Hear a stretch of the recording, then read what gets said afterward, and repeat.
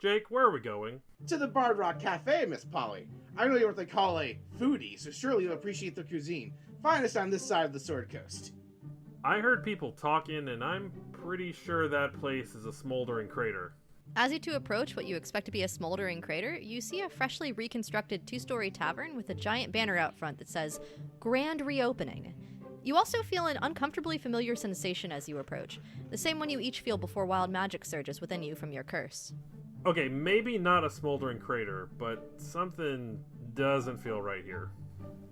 Of course something's off. My old friend Brock Song isn't here at the moment. Someone else will have to read the ads for their sponsors. Spirit, if you will. Shameless self-promotion activated. Bard Rock Network and all of its content is brought to you by Dragon Master Games, a local game store where you can find collectibles and TTRPG essentials. If they aren't local to your area, check out their online storefront in the show notes and add a note to your order. Bard Rock sent you. Who are you saying that to? Jake, whose speaking stone number did you just dial? Arlo isn't here right now. Can I take a message? How did you get this number? Anyway, Dragon Master Games sounds like a great store, and you should definitely support them. Thanks for the tip. But seriously, stop calling this number. I quickly hang up my speaking stone and say, No one important, Miss Polly. Let's head inside and check out their wares.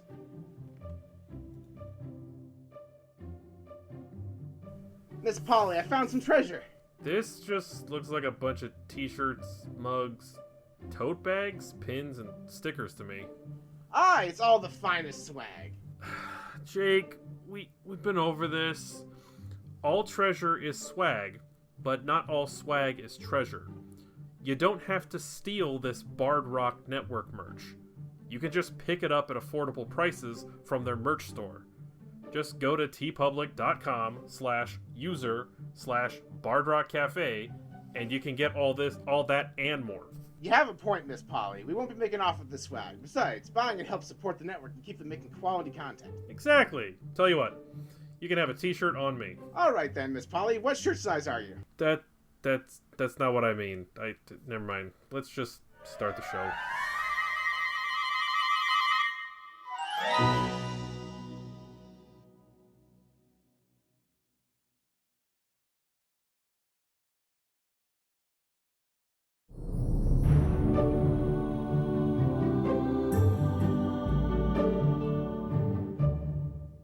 Howdy, everybody, and welcome to Rock Around the Clock, the one-shot here on the Bard Rock Cafe.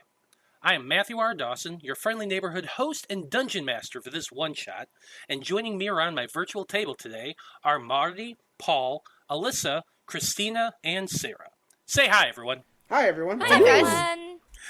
Now, our story begins in an indeterminate amount of time after Brock Song, the owner of Bard Rock Cafe, and his friends had bested the archdemon Moloch in a wager over who would win in a tournament match between Armbar and Doubletail and a pair of chain devils under Moloch's employ. Not only was Moloch forced to hand over the rights to the cleric, in quote, Epi's soul, but also swear not to exact revenge on the crew of the Bard Rock Cafe. But that's not all.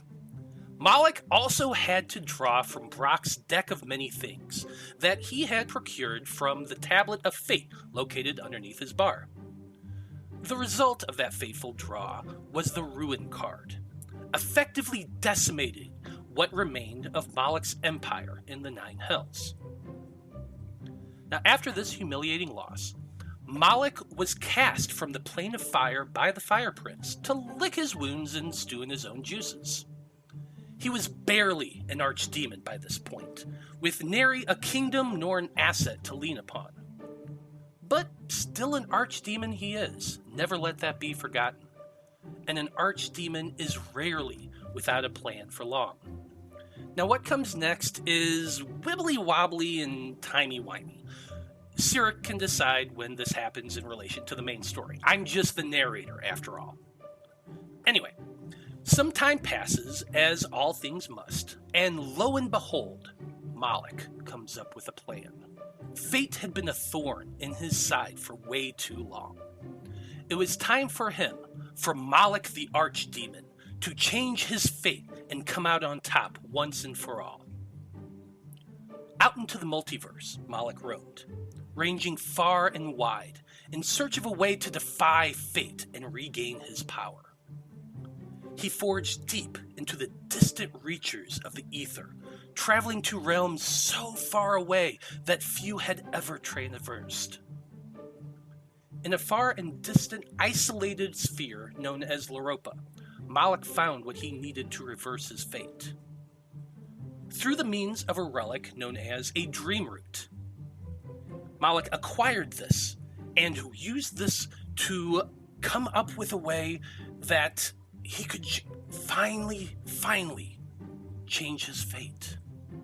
Using this artifact, Moloch believed that he could harness its power over time and space to finally achieve his goal and change the fate that existence had dealt him.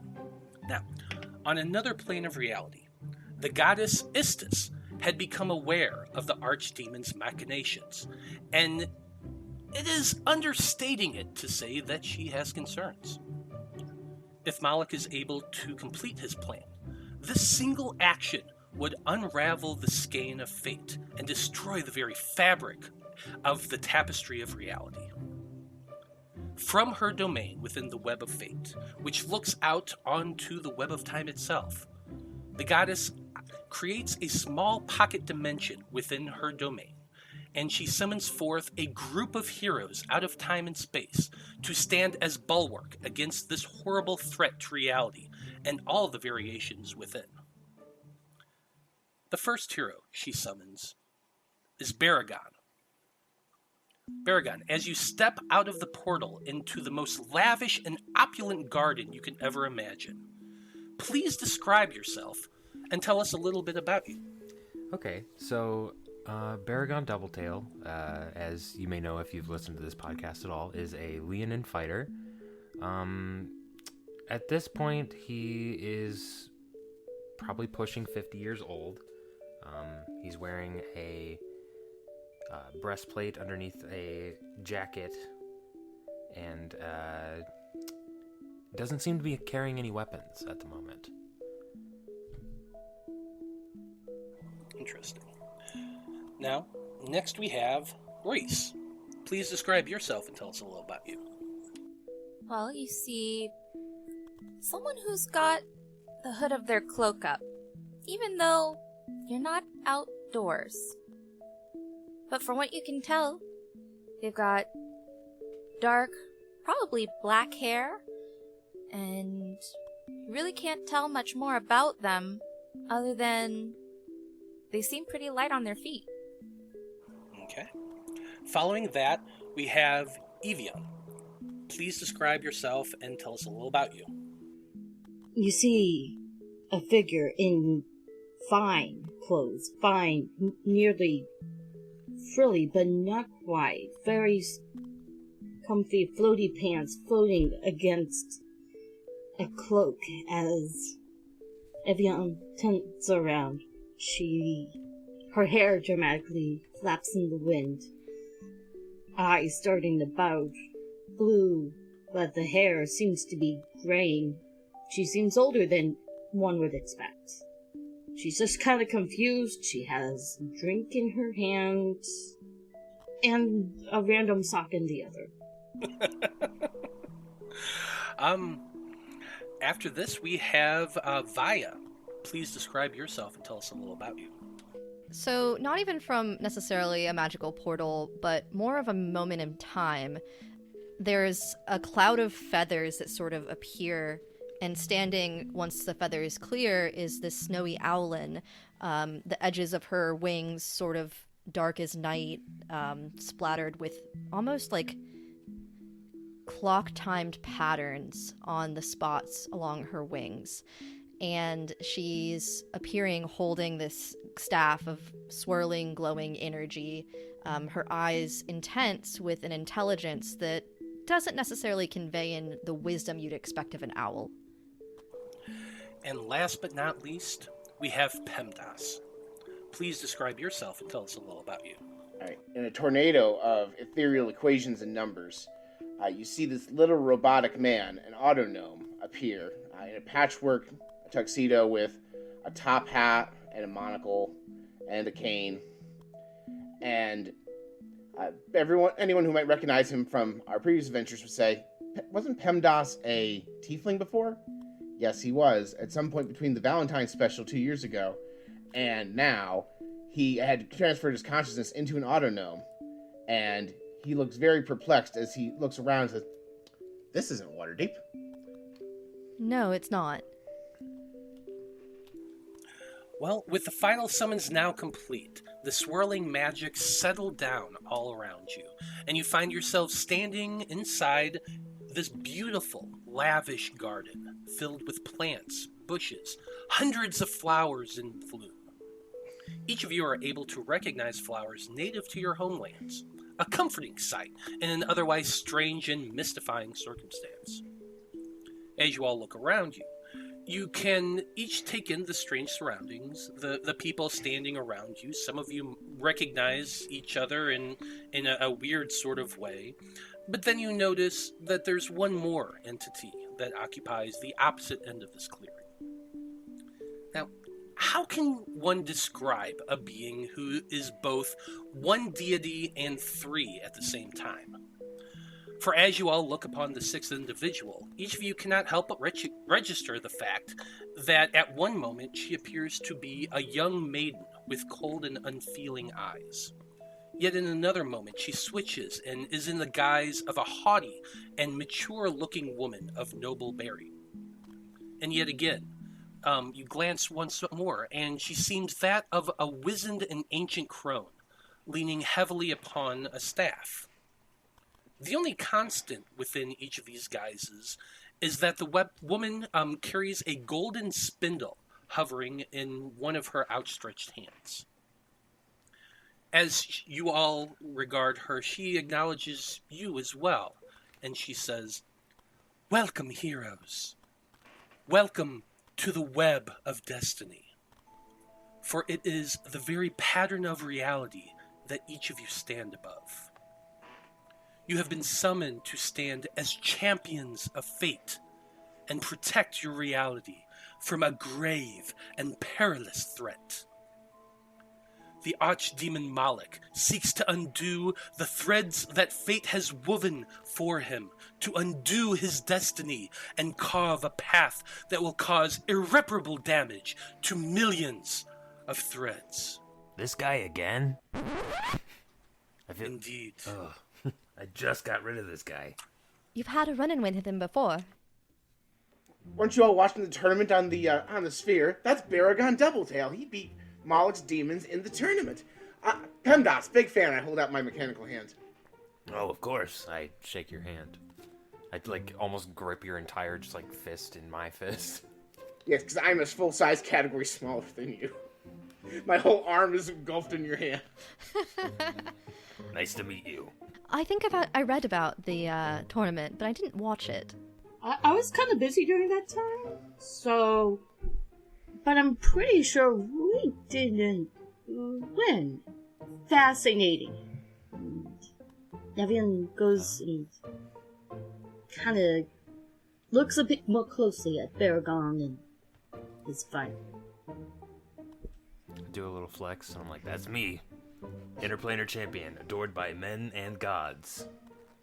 You stayed in shape this time. Excellent job. I don't know what you're talking about. He was in a shape before. Round is a shape. I shoot PEMDAS just a really quick death glare. No, but nice abs, though. I don't know where you got the abs, but they're looking great. Tink, tink. It's a gift from a friend. So you said that you've faced Moloch before. Is there anything that you know we should be aware of going into what we've been summoned for? Well, I didn't really get to interact with him as much as his little lackeys, for lack of a better word. But he was an asshole. Ah. Seems to have some spellcasting ability. Any weaknesses?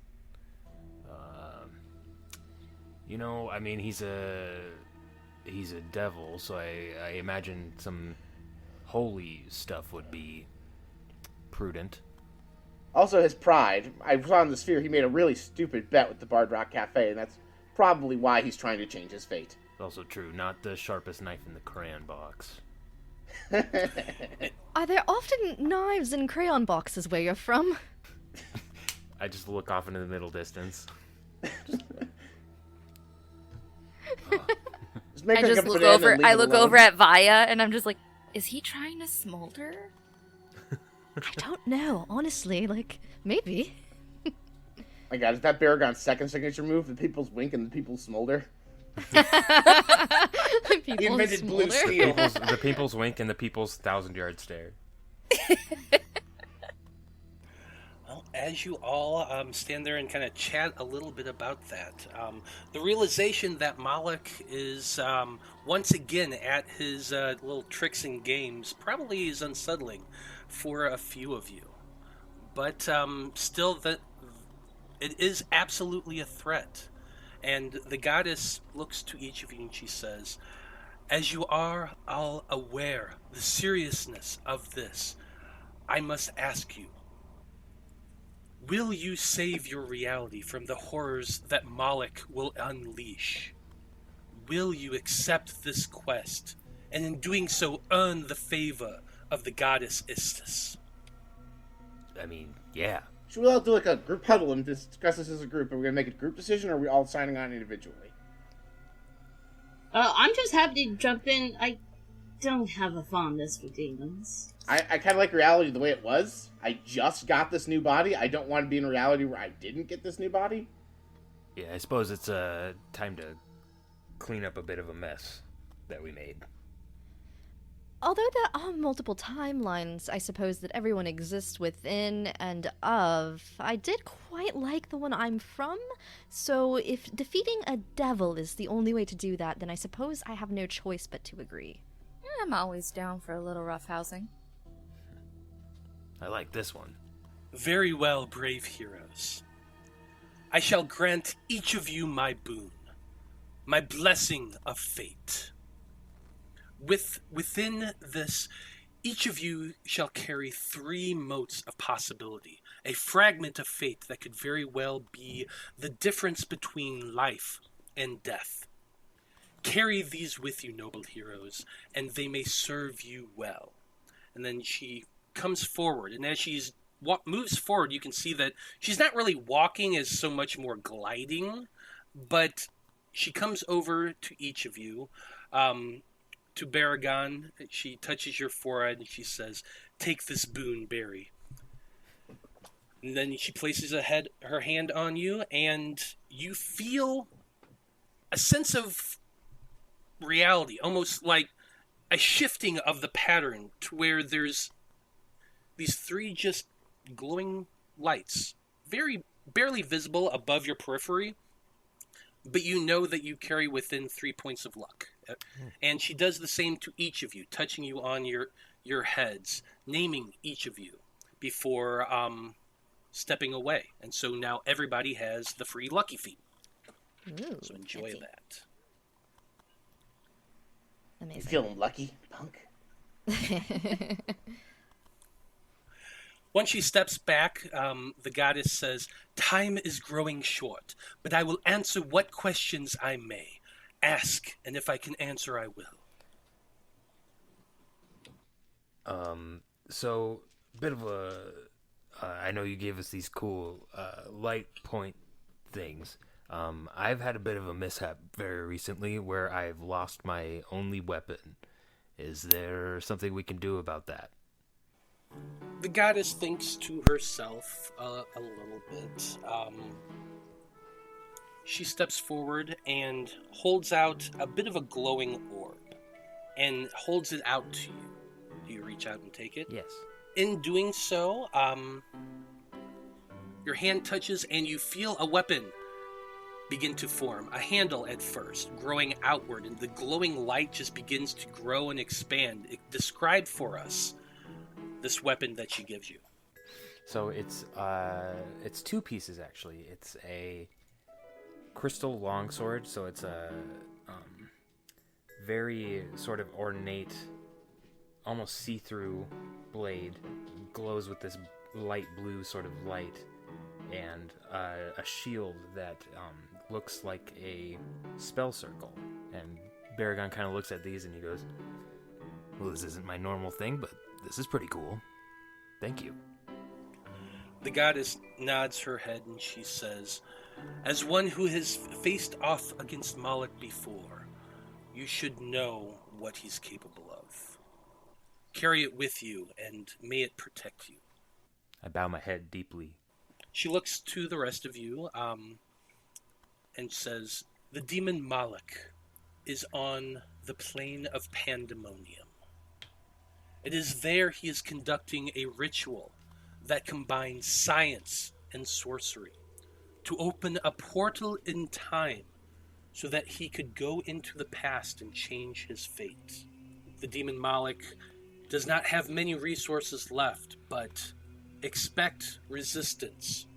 I believe him to be somewhere in the tunnels to the far west of Pandesmos. I am unable to pinpoint his exact location, but it is likely that he is in the Cavern of Self. Go there now, brave adventurers. Find Moloch and stop him." As she looks to each of you, her hands glow once again. Energy begins to form, and she spreads her hands outward. And as she does so, this swirling ball of energy, blue and indigo, begins to glow and pull open wider, wider, wider, until what you got for yourself is your standard Rick and Morty portal, rippling in the space in front of you. The goddess says, "May the favor of Istus carry you through. Go now and stop the archdemon before it is too late."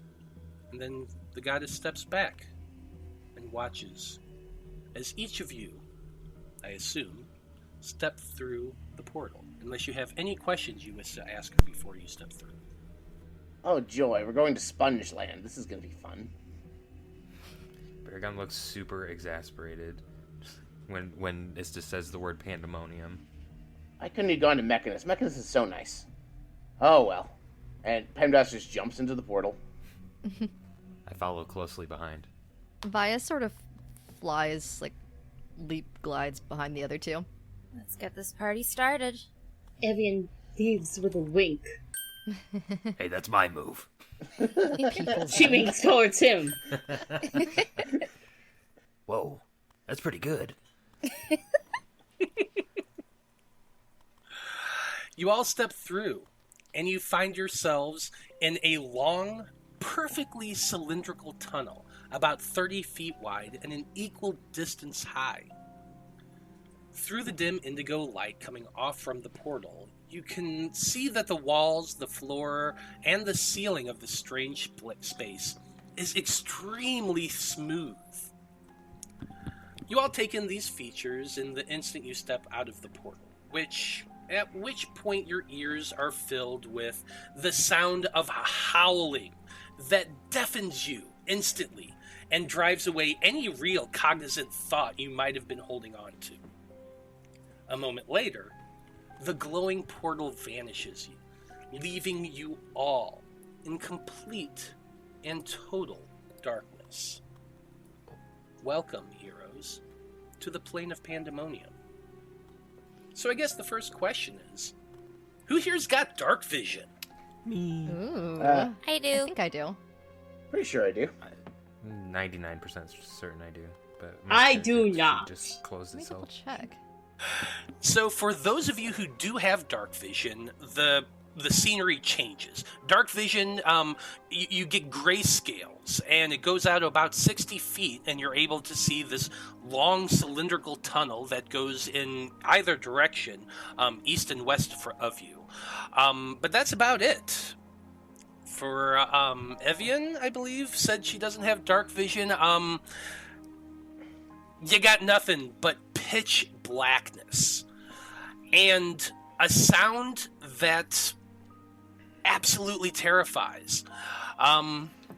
It's intense. It's a howling, hollow sound and a rushing sound all hitting you all at once. It's like 1,000 gale force tornadoes all hitting you at the same time.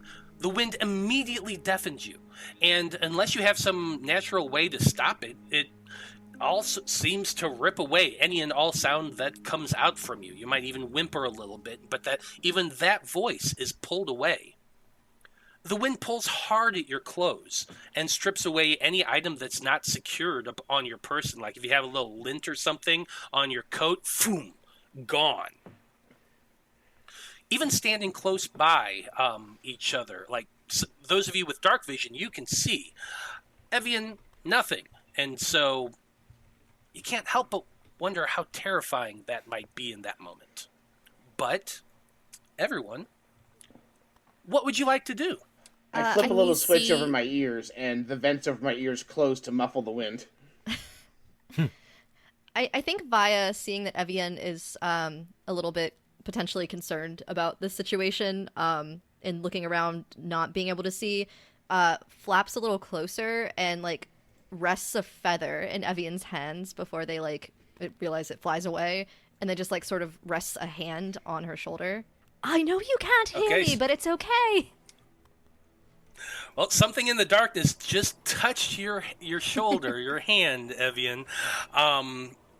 If she said that softly, you probably didn't even hear it.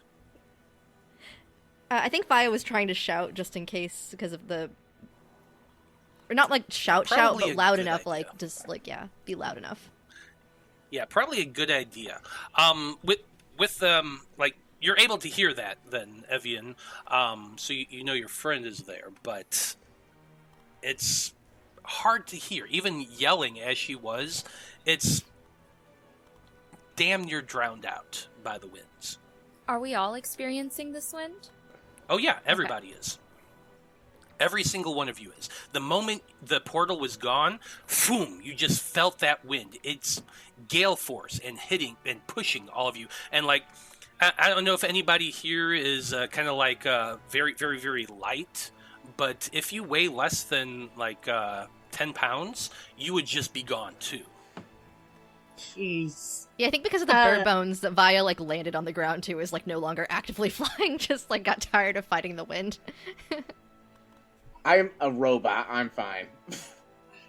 I'm made of metal. Yeah, nothing to worry about here either. Evian kind of turns towards where that motion came from. Kind of point there. And she kind of whispers almost to herself. This is worse than tinnitus. Alright, so I have a question for the DM. Absolutely. Because we're adventurers, we're all born with torches in our inventory. Can I flavor PEMDAS' torches, his eyes being flashlights? Yeah, if you want Yep, to. so, I don't see why not. So I flick a little switch and there's light for Evian to see. Okay, so these two lights just go bing, bright, we'll say about 20 feet of vision of light that'll give you. So in the darkness, now suddenly you're glowing, which is great because Evian, now you can see, and you can see all your friends, and like you can see the wind whipping at all of their clothes, their cloaks billowing and all that. The wind's actually pushing towards the north, to the west, because you're the tunnel's west and east. So it's pushing to the west. All the cloaks are flying in that direction, just whipping about wildly. It sucks here. But also you got to wonder, those of you who, let's say anyone with an intelligence rating over 14 would kind of just think to yourself, it's dark in here.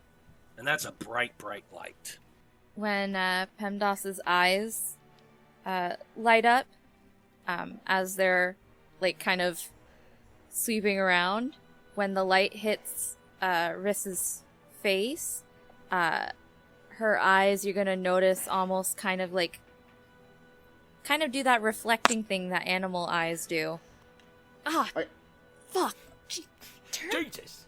Baragon's eyes turn probably down do the the same thing. lights. God. That is true. Every cat that's ever had a light shown in their general direction, Baragon's eyes are just beacons. Just like a lion version of the Iron Giant, just terrifying. I think Vaiya is probably also, like, similarly mimicking Riss's, like, response of disdain towards the bright light being shined, like, directly at their pupils. It's, Yeah. why? I had no irises and now I have no pupils. Great, I thanks. just make the motion to PEMDAS, like, turn around. Yeah, once I get my bearings, I pointed down the end of the tunnel that we were looking at and not at anybody.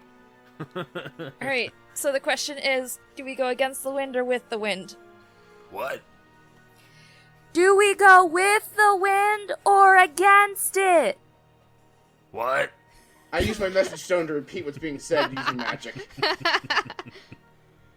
That actually goes through, no problem. You're able to use the message spell to communicate. And if you, like, spend a few minutes playing around and troubleshooting, you'll come to realize that as long as you're standing within 10 feet of each other and yell really, really loud, you can hear each other. The wind doesn't drown out all communication, but beyond that 10-foot of radius around you, even if you scream as loud as you can, the wind drowns you out, which can be problematic if you really think about it. But which direction would you like to go? And where would you like to go? And what would you like to do?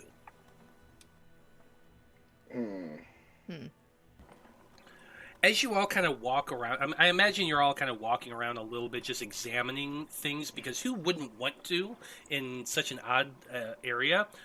You start discovering something, and it's kind of interesting. You realize that gravity pulls away from the center of the tunnel. You could literally walk around onto the ceiling and back down again, and the gravity is always pulling you in that direction.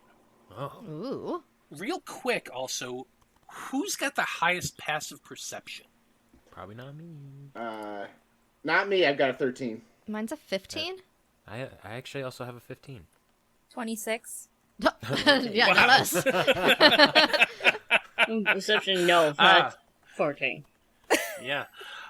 So, Reese, you definitely notice this. In the distance, there's a sound of water trickling. It seems to be coming from the west. That's going with the wind? Because you said it was blowing towards the west? Sorry. Okay. Yeah, sorry. It would be actually coming from the east, that water trickling sound, because the wind's heading to the west, so yeah. Okay. Cool. Maybe a way to get out of the wind is towards the east. That makes sense to me. I'll go with you if you're going that way. Okay. I'm the source of- Onward? I'm the source of light, so I'm following the group. Okay. So it sounds like all of you are heading towards the sounds of that strange trickle that seems to be carried by the wind. Go ahead, give me real quick, just, we're going to go with a survival check from everyone. This is just going to be a group check. It's not too complicated, but you are walking against the wind, so you're feeling that push. This is the first roll of the night, I think. First roll of the night, everybody. Don't screw it up, anybody. Yeah, I have an 11. Me too. I got a 16. Totally under 22. survival. So 13. Okay. Not terrible overall. A little bit. So some of you, the winds are kind of freaking strong, actually. As you're walking against them, like anything that's not attached, or anything that's barely attached, like your cloak, your coats, anything like that, it's just catching those billowing gales. And you're having a hard time keeping up with your companions. I doubt anybody's willing to let anybody behind, so it does slow your pace a little bit. But you continue onwards. What if we draft like 15. race cars? Just put Baragon in the front because he's physically the largest, and then we'll walk behind him to cut out on the wind factor. That's not a bad idea. I like that. Yeah. Okay, so after about 15 minutes or so of walking, PEMDAS gets the idea of going in front to block the wind a little bit. Everyone kind of huddles down as best they can, but PEMDAS, you're also, didn't you say you're size small? Yes, because I am an auto gnome. Yeah. So I'm Yeah, a gnome so, but made of like- metal. I'm the So- heaviest, but then Baragon should be behind me. So Baragon behind you, kind of holding on to Baragon behind you, kind of holding on to the back of you. Everybody else kind of hunkering down as best they can to keep out of those winds, and you all continue to march.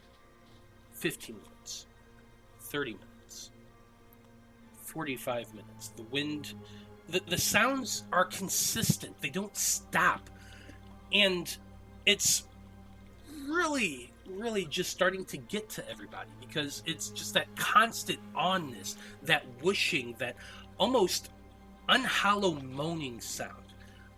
After an hour's travel, I need everybody to give me a wisdom saving throw, please. Okay. Is this against being charmed or frightened? Neither. Okay. Oh, sorry, frightened? Yes. Yes, it is against being frightened. Okay, Is this a magical effect?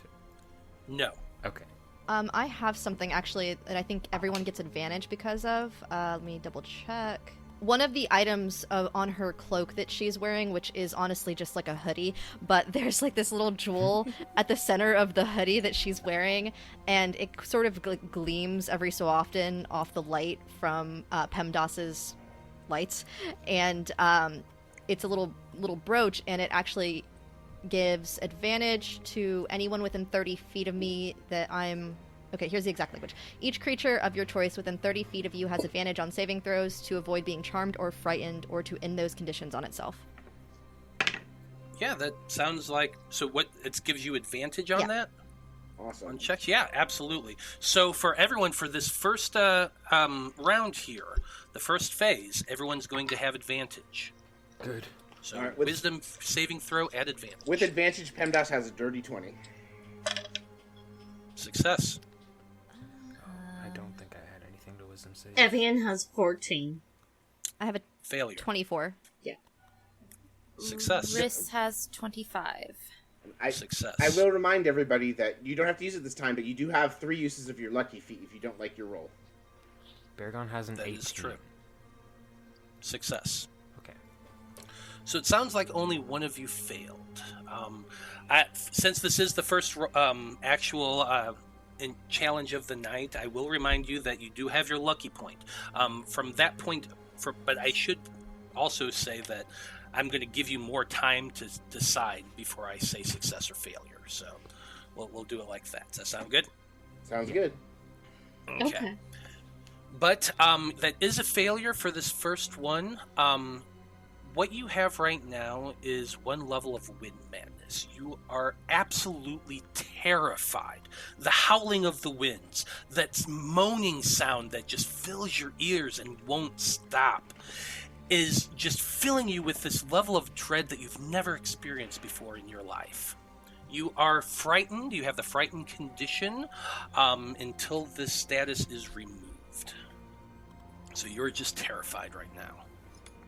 For those of you who don't know what the frightened condition is, a frightened creature has disadvantage on ability checks and attack rolls, while the source of their fear is within line of sight. But for this instance, it's not the sight; it's the sound, that howling wind. You continue on as you walk, Evian. That sound, it's horrible. It's paralyzing. You can't help but just every time as you're hearing it, it's just filling you more and more with dread. What do you do in that circumstance? Evian kind of starts shaking. Can't quite tell if it's from cold or from nerves. And she kind of pushes close towards whoever else is nearby. She's shaking. I think seeing that, Vaiya will wrap one of her wings around her and like pull her in closer. Hey, it's okay. It'll be all right. It's just some wind. Can we tell if this wind is a magical effect? You can make an Arcana check if you'd like. All right. I have a plus 8 to that. Can I also? That is... I have 23. Never mind. I don't think I need to. 23. Oh, jeepers. You can also run if you want to. Sure. It's up to you. Yeah, no better than a 23. Okay, fair enough. With a 23, you sit there and you're kind of analyzing this. And didn't you say you've been to Pandemonium before? I'm familiar with Pandemonium because I originally spent a large amount of time in its counterplane Mechanus. Okay. A long time So- ago, my patron god was the god patron of Mechanus, which is like Cyric's rival. Okay. Also, So, Baragon has been to Pandemonium extremely recently.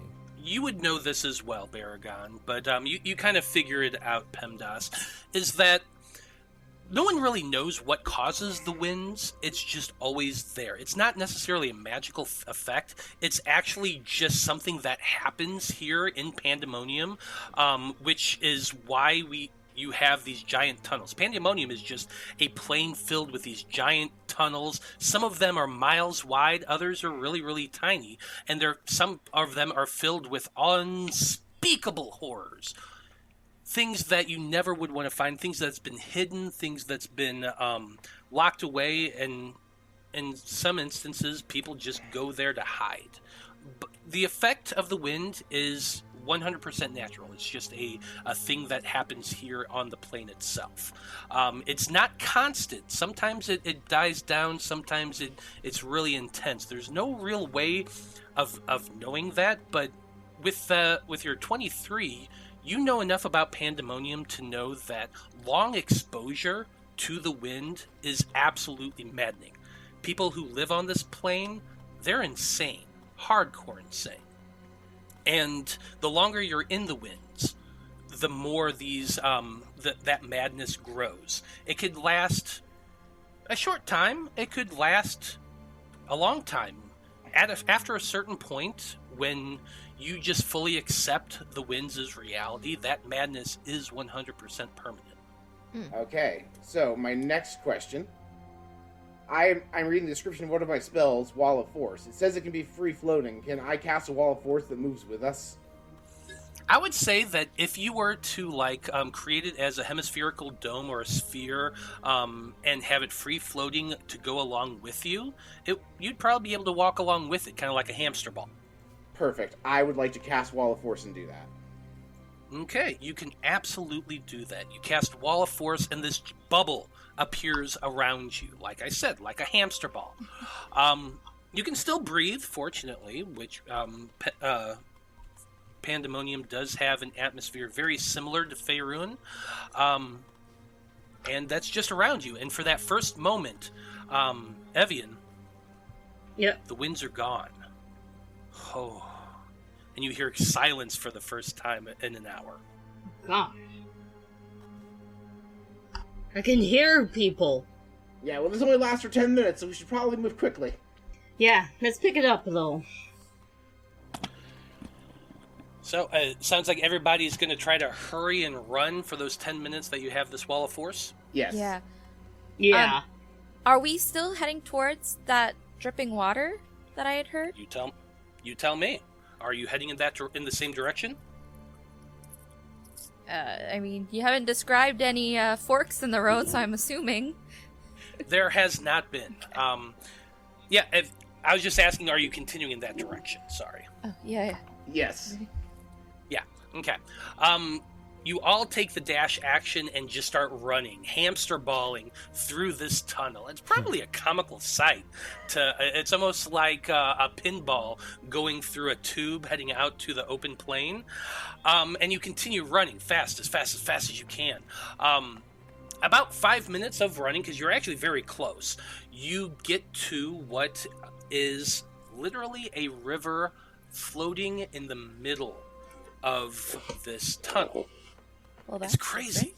fascinating. You have a little bit of that light from PEMDAS, and as PEMDAS kind of glances upward and you see it, it's literally just a small trickling stream that goes through the very center of the tunnel, like literally in the dead center of it. But it's water flowing. And it's probably about 5 feet by 5 feet, and it seems to be flowing towards you, but then veering off to the right. And as PEMDAS kind of pulls his eyes in that direction, you can see a tunnel going down. That would be to your left. The water itself, I also forgot to mention, is, since you do have the light, you can see it. It's actually gray water. It's kind of dingy, kind of gross. Almost looks like a little bit of sludge. You. We just hamster ball over the water. You kind of have to hamster ball through it, or underneath it, because like I said, it's right in the middle, so it's 15 feet above you. Oh. You have a 30-foot tunnel, a perfectly cylindrical tunnel, and it's floating in the dead center of it. It's just kind of in, like, free space. So, is there anything about this river that any of us would have either read about or just known about from being on this plane before, like whether we should worry about touching it or anything like that? I just don't want like a river Styx moment with this river.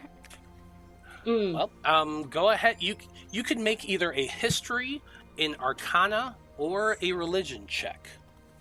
I'll do arcana. Okay, 24. Yeah, with a 24, you are absolutely certain of this. The legends all state that the river Styx begins in Pandemonium and then flows through to the Abyss. Pandemonium is actually really, really closely layered to the Abyss. And so that what you're seeing is, at least there's probably a good 50-60% chance that is one of the many, many streams that forms the river Styx. Don't touch that. At all. Why? Your soul will leave your body. At least I'm like 60% sure that would happen, unless you have a death wish. Ha, What joke's if on that we're- river. I'm a robot. What if we're technically kind of already dead? I mean, do you still have a soul? I mean, your guess is as good as mine. Fascinating. Maybe we could test that later. But now let's avoid it. There was a way that was described to avoid the river. You said we have to go through it, essentially. No. It's literally above you. You don't have to walk through it. You don't have to touch it. You would actually have to fly to get to Oh, good. Okay. I'm kind of envisioning like we're walking underneath a bunch of invisible pipes that we can see the water flowing through. Exactly. Yeah. That's kind of what it is. Okay, but you said it veers left. Does it just go into the tunnel wall, or? No, there is an actual tunnel that goes down and to your left and seems to lead further down. Obviously, you can't see very far because you only have 60 feet of vision, but it seems that the water is flowing in that direction. The abyss, the hells. I'm like, you see some ethereal equations going on around me as like PEMDAS is thinking really hard. Do we follow the river? And wait, this is the wait. Sorry, this is the eastern direction we've been walking in. Okay, wait, didn't the river the river is basically flowing with the wind that you've been walking against, but then suddenly it curves and it veers down a different tunnel. Didn't the goddess tell us to go west though? It's the only thing I'm just remembering. Did she? Huh, weird. I think that you guys see Vaiya's feathers sort of ruffle as she's like thinking through everything, has just been observing everything, and she's like, oh, wait a second. I think we've been going in the wrong direction. Weren't we supposed to go west? Which is behind us.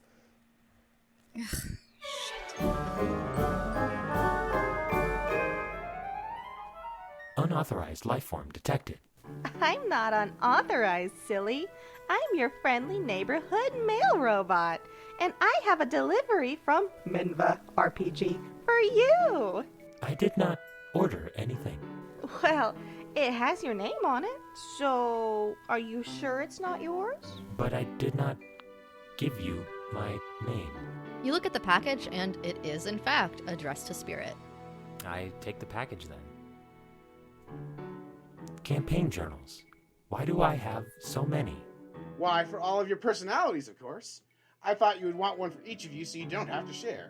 These campaign journals are perfect for players to track their character info, inventories, spells, and miscellaneous campaign notes. I'll mark you down as another satisfied customer. And if you want more, just go to our affiliate link in the show notes and use code BardRockCafe at checkout to save on your order. Scan complete. Data added. Friend request accepted. As the two Warforged finish interfacing, a druid in a straw hat runs by, swinging a pair of boa constrictors wildly like whips, chased by a horde of zombies. Tarnation, I don't think I can baptize them all. A little help? Murder protocols activated. Lethal force authorized. I'm just gonna move these journals inside and let you two do what you do best. Bye.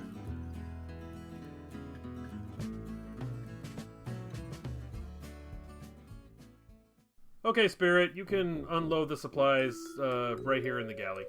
Acknowledged. Cargo unloaded. Scan complete. Unknown substance detected. That's nothing to worry about. That's just our stock of tea and coffee from Many Worlds Tavern. I wanted to stock up while we were at port. You can't get good tea and coffee just anywhere. Correction. You can get tea and coffee delivered from Many Worlds Tavern to many locations if you order through their website. And if you use the affiliate link in the show notes, a portion of your order supports the show. Oh, that's right. And you can even save some money on your order by using the code BardRockCafe at checkout. I'll keep that in mind. Thanks. You're welcome. I believe the captain said something about finding treasure while we are in port. Should we go find him? Yeah, sure. Who knows what trouble he'll get into by himself.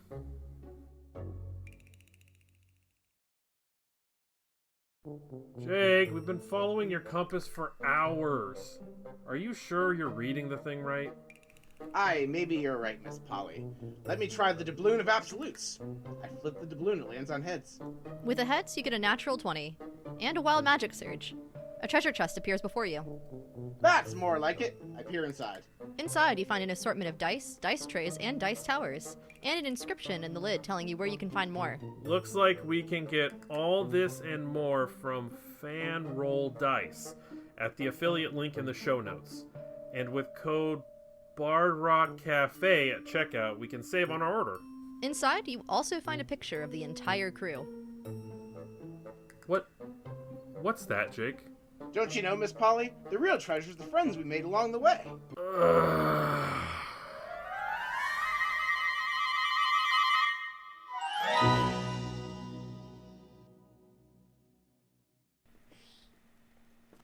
All right, well, backward we go. Yep, and probably about this point, that's when the wall of force disappears. Darn.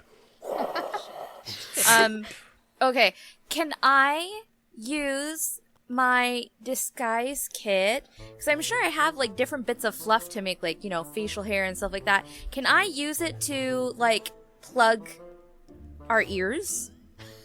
Can I take some, like, some modeling wax and some fluff, some, like, cotton fluff, and just, like, create earplugs?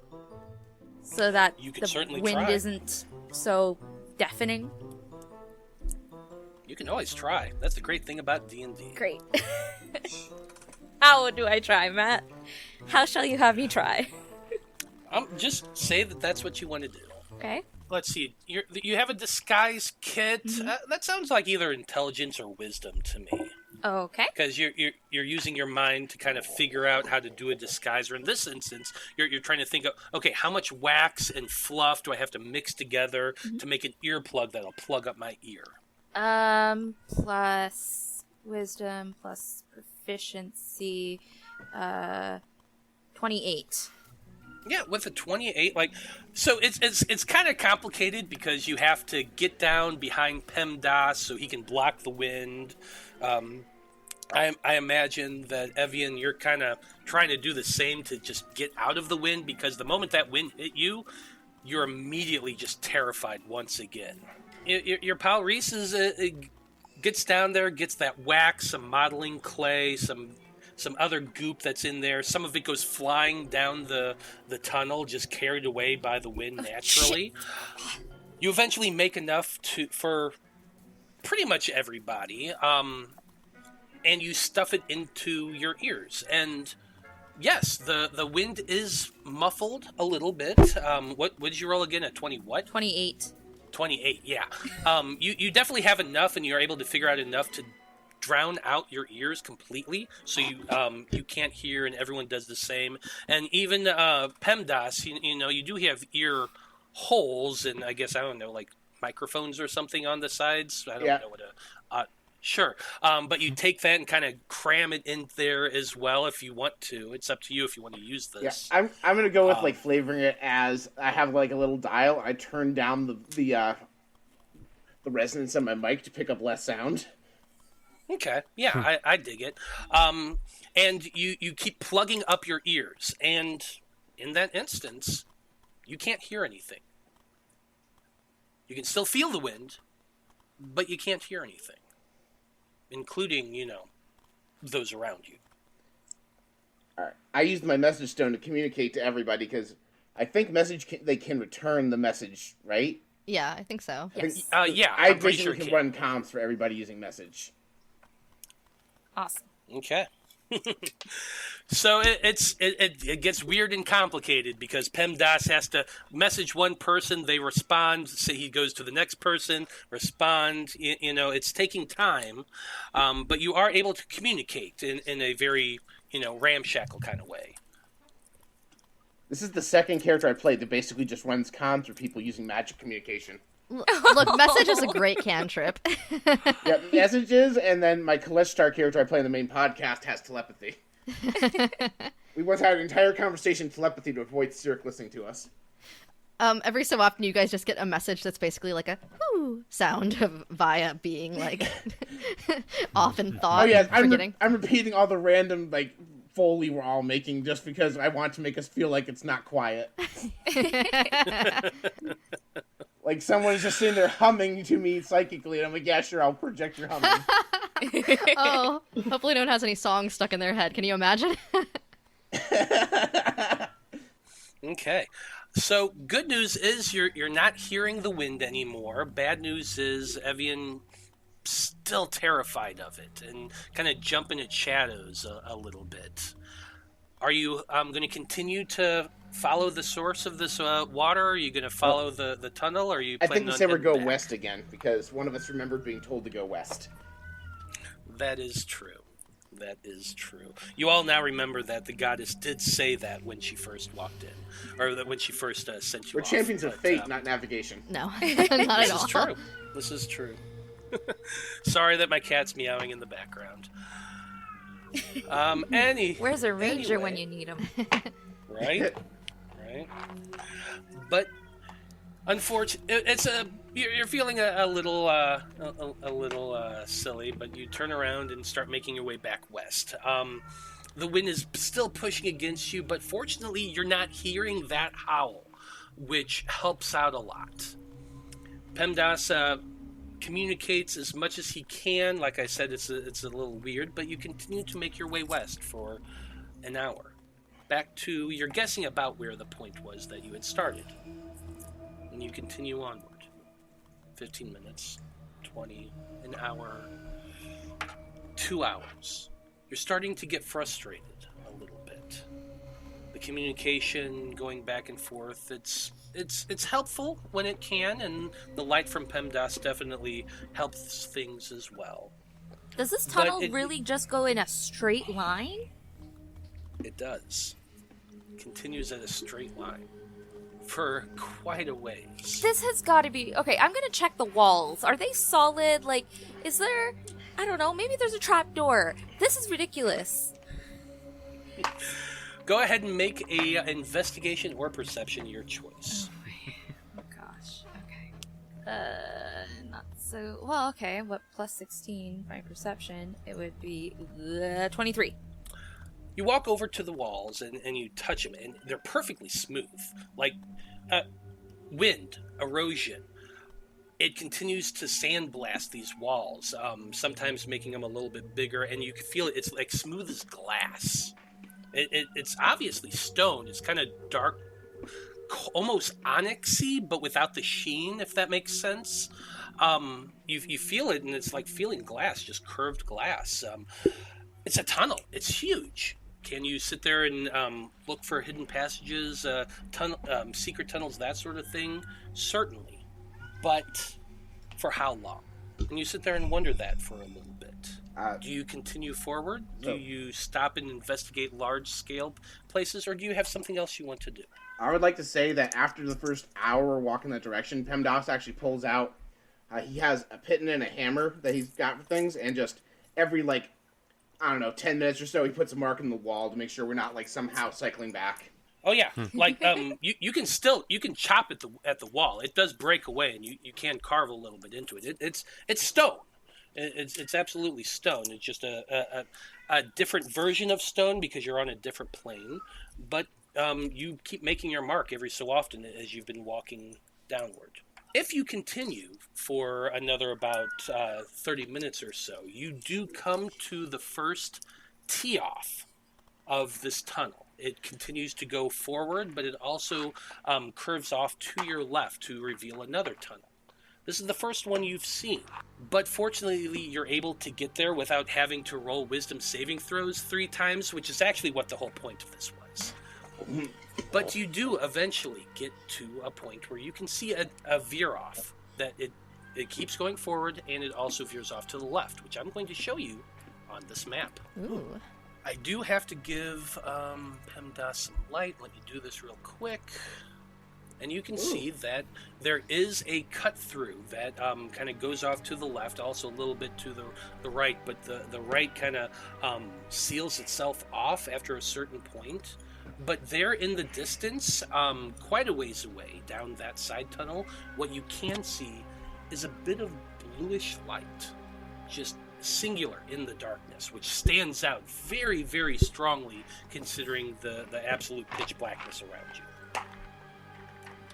Anyone else getting anglerfish vibe from that light? I actually do have something I think that could help out here. Baragon summons his Echo. Echo Avatar. You can temporarily transfer your consciousness to your Echo. As an action, you can see through your Echo's eyes and hear through its ears. During this time, you are deafened and blinded. You can sustain this effect for up to 10 minutes, and you can end it at any time. While your Echo is being used in this way, it can be up to 1,000 feet away from you without being destroyed. So there's 2 paths here, right?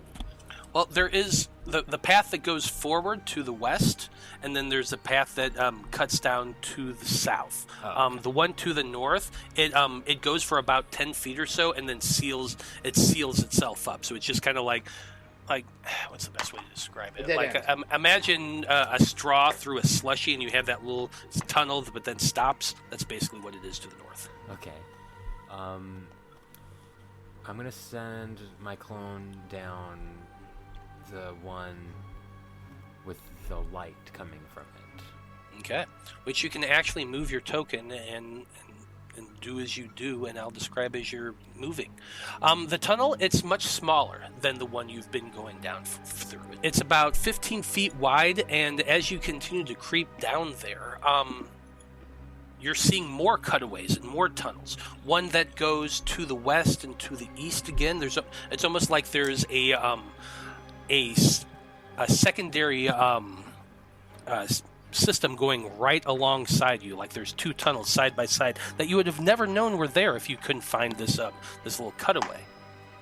But the light is still farther to the south at that angle that you're currently walking down.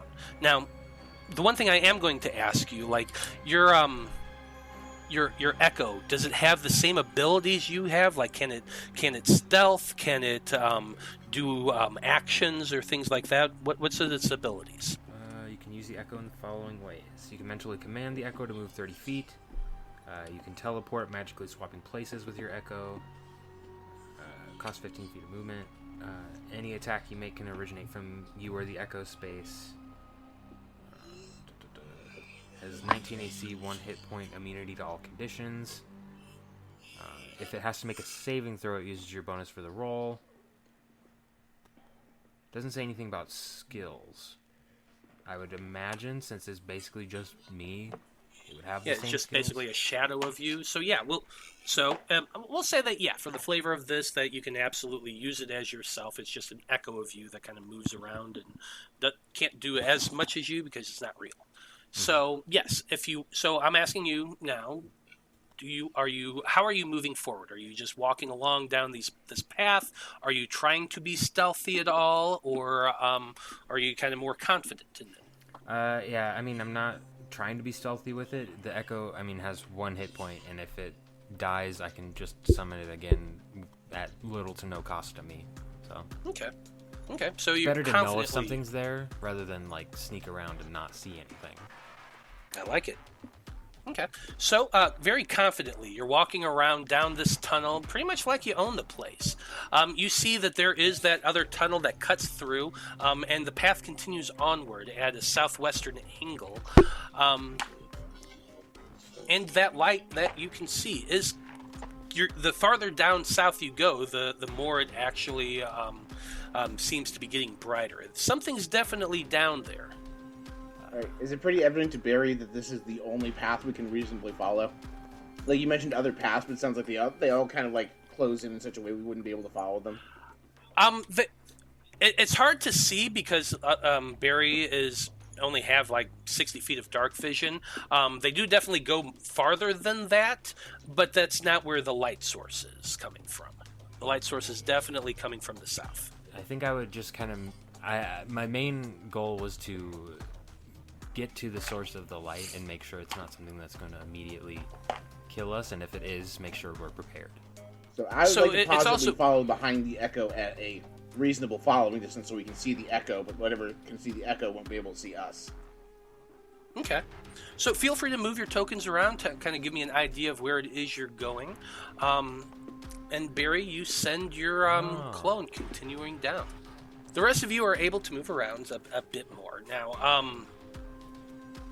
Baragon, you continue to move your clone downward, and when it gets to right about there, you can see that the pathway opens up quite a ways.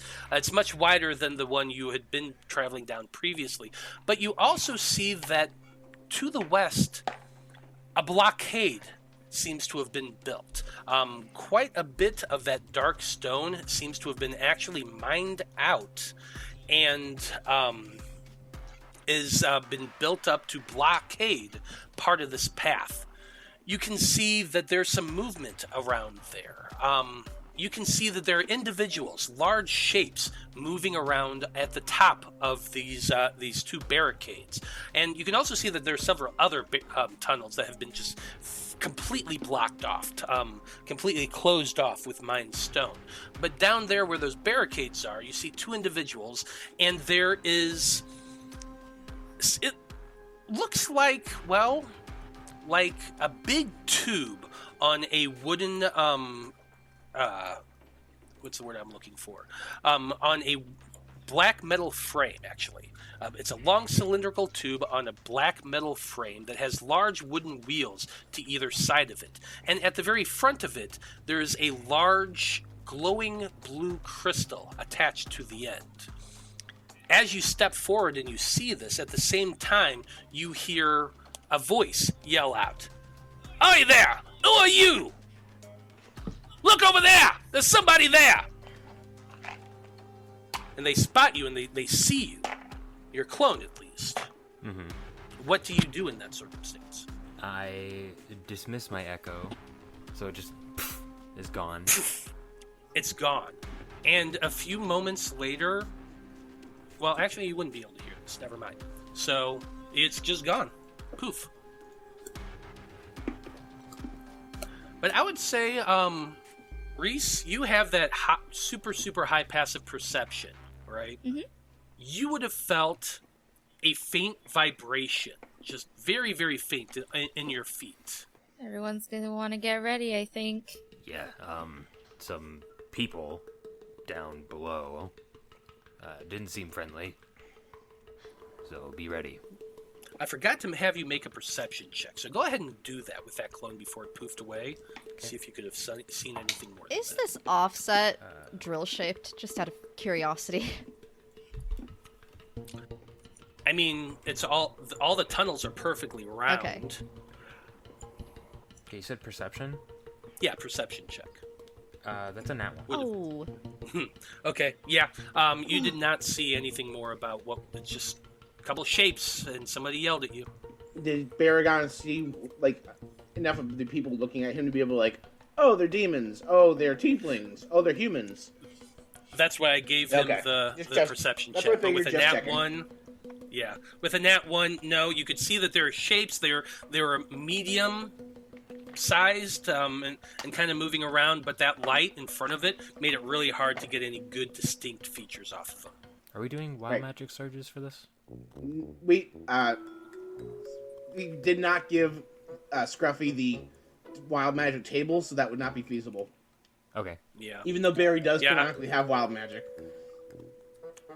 I have the copy of it if you guys wanted to use it for this, but... If you want to send it to me, I'll use it. Oh, that makes it so much more fun. Alright, so, for the audience at home, I'm sure most of you are familiar with Bard Rock Cafe's wild magic rules. When a player rolls a natural 1, they roll 2 D100s, and the DM gives them the worst result on their wild magic table. When they roll a natural 20, they roll 2 D100s and get the better result. When they cast a spell, the DM will roll a die behind the screen, and then it's not clear to me because Kenny does this differently than I do. If they decide if the die roll generates a wild magic surge based on them casting a spell. Okay, yes. Time to roll wild magic. Oh, close numbers. I got a 36 and a 33. Who? Okay, 36. What was the other one? 36 and what? 33? Okay. Okay.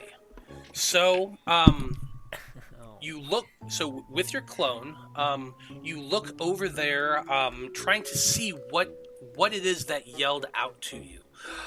Couldn't get a good perception of them whatsoever, and you dismiss the clone. It disappears, and as that's happening, well, I don't know. Do I tell you or do I wait till it happens? That's DM discretion. Kenny used to wait till it happens, but we decided it was funnier for the audience. The audience knows. Okay, you know what? That's fair. So I think we'll just let the audience know. For the next minute, all attacks against Baragon critically strike on a natural 18 or higher, and you have a bullseye on your back. So anybody who's standing behind Baragon, you're just suddenly this bright red bullseye appears on his back and is just glowing there. That's okay, because thanks to my adamantine breastplate, I am immune to critical hits. Wow. Well played. Well played indeed. Okay. Well, you disappear the clone. PEMDAS contacts you via message to ask you what you saw. You're able to relay the information that you have, and PEMDAS goes through the whole ritual of telling everybody else. All right, PEMDAS has an idea. What do you do? I look at Evian. All right, when these guys show up, we are here to help Moloch. He hired us as additional security. She nods her head. Got you! Nice and secure with ties. Ties to Moloch, yes. Sorry, it's hard to think. It probably is a little hard to think, because even though you can't hear the winds, you can still feel them, and you are still absolutely terrified. Yeah, just with each wave of the wind, it's like another wave of anxiety. I hope you guys know what you're doing. I would like to roll I have a lot of faith of you. I would like to roll deception on the answer yes. Not really. I don't... Please do. That is 14 plus a number. Roll that insight. 14 plus 5, 19. Well, that's a 30. 30 insight? Oh my gosh. Bards, man. So PEMDAS has no confidence because he can't math out why this would work. How far are we from where... Oh, actually, hold on one second before you do that. Evian, did you roll at disadvantage? Because you are at disadvantage on ability checks. You are right.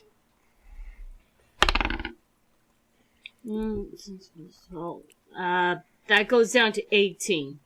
So you do believe PEMDAS is feeling confident. But, Reese, what were you about to say? Oh, just how far are we from where we were told there were figures? About 150 feet away. I mean, I'd have to get closer, but I could maybe be able to tell if we're dealing with, like, undead things. I don't know if that'll be helpful, but... Alright, as a cleric, do you have guidance? Because I would like to suggest you give Sarah guidance, and Sarah lie us past this checkpoint. We can always fireball them. That's always an option. I like her. Oh, we're just gonna fireball it? Sounds... You're sure about that? Okay. Wait. If they are devils or demons, they might resist or be immune to fire. That is true.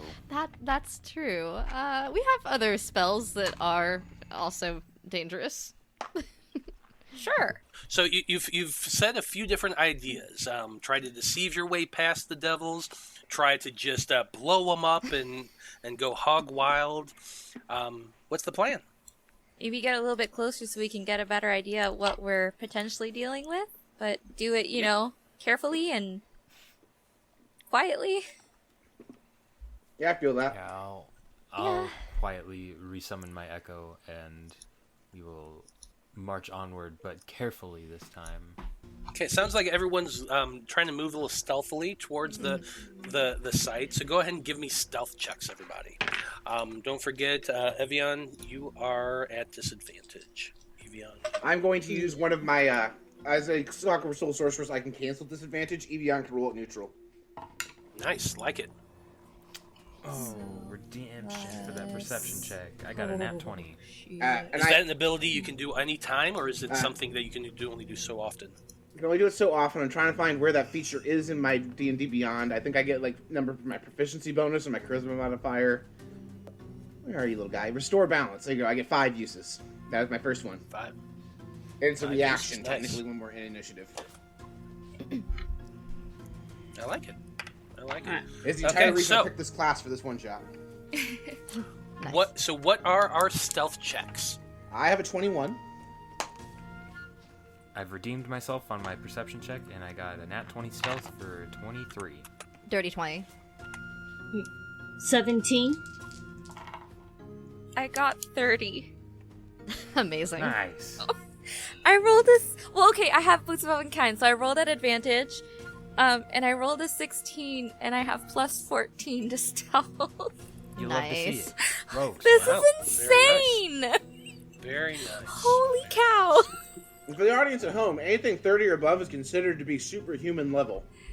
Okay, but also, for anyone who's unfamiliar, I play with Matt on Monday night in a different game, and my character in that has a negative modifier to dexterity, so this is a huge change. This is great. It's pretty nice. So all of you hunkering down, being as stealthy as you possibly can, make your way forward down towards that light that you can all now see. Pretty damn stealthy, and you're in the dark. I imagine maybe PEMDAS even turns down his eyes a little bit. Yeah, I turn off the high beams and turn them into low beams. Yeah. So, I mean, there's still light, and it's still pitch black. But you turn them down a little bit, and you're all making your way forward. As your group does so, I imagine, Baragon, your clone is a little bit more ahead of everybody else. You can see that there are the boundaries, the two big stone monuments that put up to block this passageway that goes further west. You can see now that there are those figures moving about up there. They're all looking down in that direction. PEMDAS, you probably have your eyes covered at this point so that your glow isn't getting too far. They saw it for a second. They're looking that way, but they don't seem to see you. But those gigantic crystalline tubes that are on there is pointed in the direction of the tunnel where the clone had been previously. So they are all kind of looking at you, but right now they don't seem to perceive you. I would like to climb the wall and hide at the top of the monument, just so I can get Oh, that's true. There's still wonky gravity stuff better. here, right? Like we can stand on the ceiling. True. Yeah, you can absolutely stand on the ceiling or pretty much anywhere else, as long as you're on that flat surface. Now, obviously, this is Roll20. We can't do that. for We're 2D. looking down at a 2D map, but we're using theater of the mind for that. Yes, as you described, they are pointing the lights downward. Yes. Mm-hmm. So, yes, yes, they're pointing their lights downward towards the tunnel. Yep, so we go on the ceiling. Yeah, we're just like all on the ceiling. Yeah, Spider-Man, absolutely. You're all on the ceiling. Spider-Man. Probably PEMDAS. Your lights have to be off by this point because otherwise they would see it. Yes, I flick the switch. Or I lower my little Absolutely. steampunk goggles over my eyes to cover the lights. There you go. So, unfortunately for Evian, it does become pitch black again, except for the light that's coming off those cannons. But you can see the light coming off those cannons. So there is some visuality for you. They have those cannons pointed down towards the tunnel, but more towards the ground as they're looking, trying to find whatever it was that came, because they did see somebody down there. But they haven't attacked, they haven't done anything more than looking. And you can kind of hear them. Where are they? I know I saw somebody down there. And another one, well, go down there and look. Why haven't you done so yet? Because it's crazy over here. This is pandemonium. Anything could be down there. It could be a lich for all I know. And they all kind of go back and forth, and they're like bickering a little bit. Oh, wait a minute. You're all... You can't hear anything anyway. Nope. You got your ears plugged, so none of you would be able to hear that. But the audience can, at least. Can I try to sneak closer so I'm within 60 feet of them? You can certainly try. There is no like I've mentioned before. It's just cylindrical tunnels, kind of overlapping into one another. Well, you had mentioned these two monuments, so I was wondering if I could kind of use them for cover. Well, it's on the ground. It's on the lowest part of the tunnel, right there and right there. Oh, okay. The barriers themselves are about 15 feet tall, so it's a boundary. It's like a gate. You know what I mean? Those of you who are kind of close, go ahead and give me perception checks. I got a 22. I have a 19. Dirty 20 again. I rolled a 19, and I get plus 16, so 35. Let's go. Amazing. Demigod level perception. Oh god. Oh Yes. god. No, you know what? 50. But what if this is it, and then once we get into battle, all of my rolls are crap? Like, Don't say that. I Knock am. on wood right Oh now. god. No, it's fine. Well, Here's what you do: just keep using your saving throw effects. Yeah. Because then Okay. the DM will. With that perception check, I'm gonna throw in a Eyes of the Grave to see if there are any undead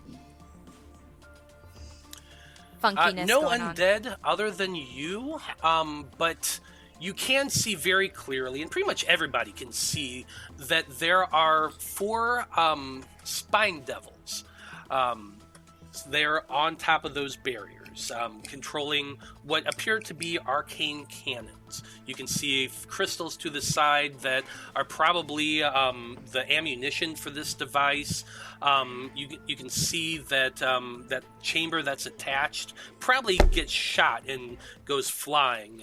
So, magical weapon, probably pretty damn dangerous. Reese, since you're on the ceiling and you're looking down at an angle, you would also be able to see that there are 2 chain devils behind the barriers. Probably the commanders of this force. Mm-hmm. All right, do we want to try ambushing them, or do we want to talk our way through? Those were the 2 things we discussed. I don't have any problem ambushing them. Wait, I just want to understand as a player, you said there are 2 chain devils And 4 spine devils. 4 spine Yes. devils. Yeah, I'd like to try to not fight these guys all at once if we can. From a player perspective. What are you talking about? You're level 14. This is nothing. I'm level 14. We are level 14. Oh god, what would Cool stuff. Vaiya want? Vaiya, squishy. I also think we should try and probably not fight our way through this unless we have to. Just looking at those rather strong folk down there. I'm okay with talking. If you need to, you can use me as, like, oh yeah, we're gonna sacrifice her, here's the extra blood. Haha. Oh, Wait, Baragon pissed off Moloch, right? Let's do the handcuff Wookiee trick. We're looking for Moloch, and we captured Baragon. Oh. Well, Baragon just kind of sighs. he is very like a walking carpet. I see the resemblance. Okay, so it sounds like you're going to try to do the Wookiee trick and Hopefully get these by guys these have never spine seen devils. Star Wars. I am going to Yeah, position... the Echo should be the one in handcuffs. Well, it's going to be obvious that it's an echo right? Because it's just like a weird shadow Yeah. creature that kind of looks like me. With Okay, I weird thought it looked eyes. exactly like you. My bad. But what I am going to do is I'm going to let you guys, with your adventures born with 50 Rope. feet of rope, tie me up. I'm going to position my echo to be on the ceiling above all these guys. My echo can't be restrained or grappled. So I'm going to leave it up on the ceiling, and we can I can just switch places with it if stuff pops off, and I can just be immediately ready to fight. Awesome. Okay. I like it. Okay. Okay, do you do any other preparation before you head down to talk to the Spine Devils? I'm gonna go ahead and cast guidance on Evian. I think this is more of probably something that Vaiya was doing while they were walking down rather than like close up, but she probably would have cast Mage Armor on herself on the way down once they had like announced that there was something they might potentially be up against. And I just want to give Barrington my bit of inspiration. And be like, Baragon, Baragon, kill them dead. I like it. Baragon, you are inspired. You did have to be like right next to Baragon to inspire him because, like I said, that wind drowns out pretty much everything. But even with the earplugs, you're still inspiring him. Just with your action, with your motions, that sort of thing. Is it possible to do that messing? Well, I think we should remove the earplugs for the sake of having communication with these guys. Like, it's part of the Wookiee thing. Like, we're all flanking Barry, so, like, you're close enough anyway. Okay, We're basically well, escorting the in prisoner. that case, just point me in the direction of where he is, and because I can't see much other than the blue. I think we theater mind the conversation, and then we position ourselves as necessary in combat. Oh yeah, absolutely. So your group starts making your way with Baragon roped up towards the Spine Devils on the lower side, I'm assuming. Just walking up to them. Is that what you're doing? Yes. And I will turn my lights on once we get close enough they can see us anyway, because we are trying to signal we are friendly creatures to them. Okay. Your lights come back on once again. You start making your way down and walk towards the Spine Devils. Now, the moment they see you and you're visually there, the lights come on. They point the cannons directly in your direction, and one of them yells out, "Hi there! Who are you? What are you doing down here?" Hello there! We brought a special guest! Spine Devil kind of is looking out, and you all push Baragon forward a little bit. Baragon's trying to make like a big show that they're doing a really good job of restraining him, even though he feels like he could probably break out at any time. Yep. Yes, we heard Moloch had beef with this Baragon Doubletail fellow, and we captured him. Go ahead and make persuasion checks with advantage, since everyone's kind of working together at this. Well, it's a natural 1, so I need the advantage. PEMDAS has a 22. 22. Is this a Okay. group thing or just... No, it's one person rolling just at advantage because everyone's helping out. Oh, okay. I thought you said just make checks, and I wasn't sure if it was me and Sarah, because Sarah's the one. I was giving the option to either of you. Okay, I would rather Sarah roll it if possible, because I'm sure she's better at this than me. I just thought we were Well, both doing it. I also got 22, hilariously. Okay, we were Is that destined to get 22 including on this your check. your Yeah. guidance? Yeah, you have guidance to roll an extra D4.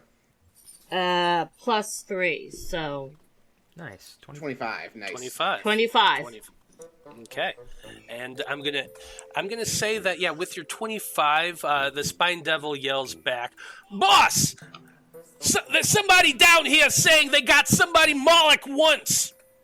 And you hear from the back, "Hold on one moment.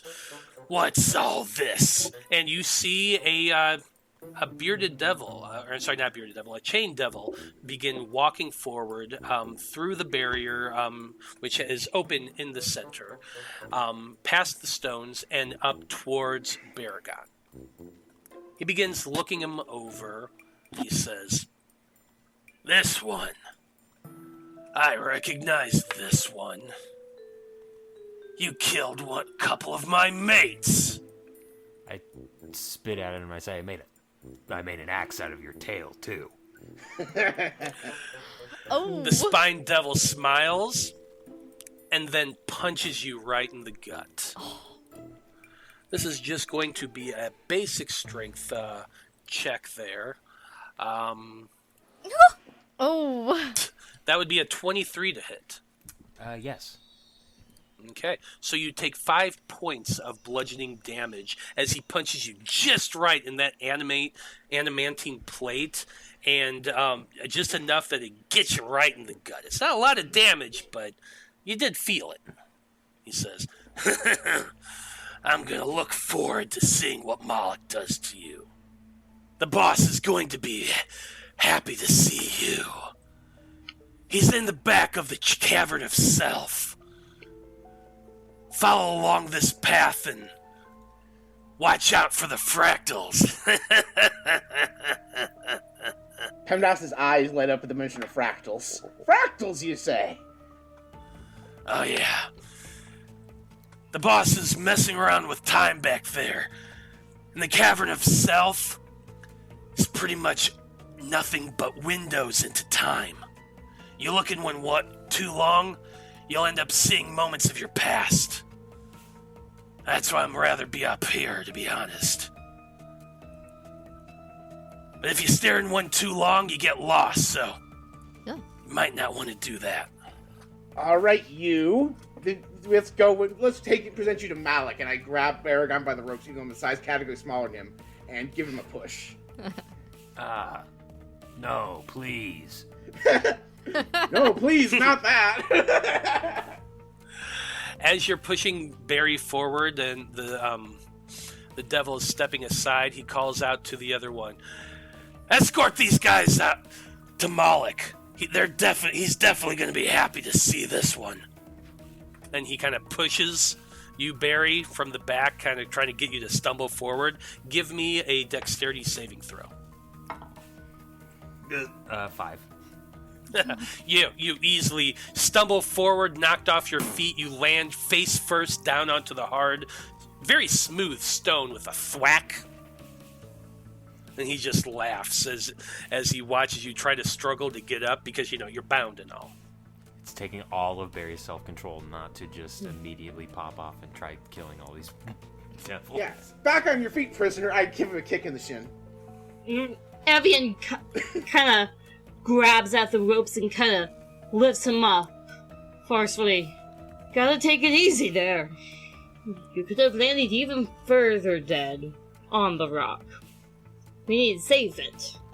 You hear the devils kind of laughing a little bit, snickering back and forth. Quite a few of them were in the crowds watching that match, so absolutely thrilled to see Baragon tied up. Vaiya sends a message cantrip / whispers to Riz, but mostly the message cantrip because of, not wanting to take stuff out of ears. And it's like, so are we going to sneak past all of them, or are we jumping down and pretending to be part of this too? My plan was to try and sneak. Yep, okay, good, because it looks like we might have to run interference on that one. Yeah. Yeah, okay, great. I thought you guys were with us the whole time. My bad. No, not at all. Because I saw both of us were staying back, and we're like... Well, since you have been doing that, and most of the focus has been on Baragon and his captors, go ahead and give me stealth checks with advantage as you want to sneak across the ceiling, trying to stay away from their line of sight. Ooh. Oh shit. Okay. 31. 24. Look at us being all Wait, 26. Damn. Sneaky sneak. Sneaky sneak. You happy with those numbers? 26 and 30 something? Yes. 34 and 26. Yeah. Okay. You crouch down. You're trying to keep as small as possible, inching your way along the ceiling above this barrier and these devils as they're all kind of, still laughing and chortling and pushing Baragon as he goes past. One of the chain devils does come up walking next to your group, and he says, "Now follow me. I'll take you right there." All right, get moving, prisoner. you all And I give Barry another kick in the shin. Barry says, "You're pushing your luck."